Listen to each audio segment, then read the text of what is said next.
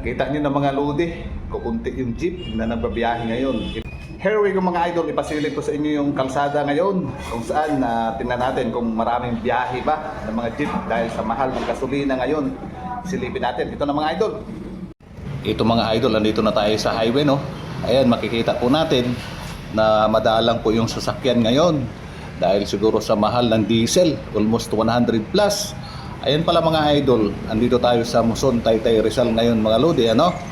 Ayan, yung mga papuntang kaliwa, ayan, yung mga papasok niyan is papuntang Taytay po yan, Bayan, Cubao. Itong sa harapan naman natin, doon nang gagaling yung ano, mga jeep sa Angono, Binangunan.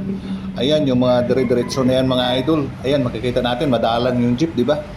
Ito yung sitwasyon na kung saan pahirapan sa mga jeepney driver natin ngayon na kumita dahil sa mahal ng diesel ngayon, gasolina. Kita nyo na mga lodi, kukunti yung jeep na nagbabiyahe ngayon. Ito sigurado pahirapan ito sa mga commuters.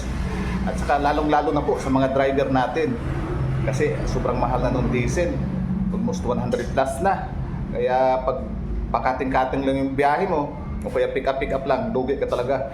Ang kagandahan lang dito, halimbawa, point to point yung ano mo, halimbawa, Binangunan, Angono, Cubao yung biyahe mo, sigurado kikita kasi terminal to terminal yung biyahe mo. Hanggang dito na lang, maraming salamat po and God bless you all, mabuhay tayo lahat.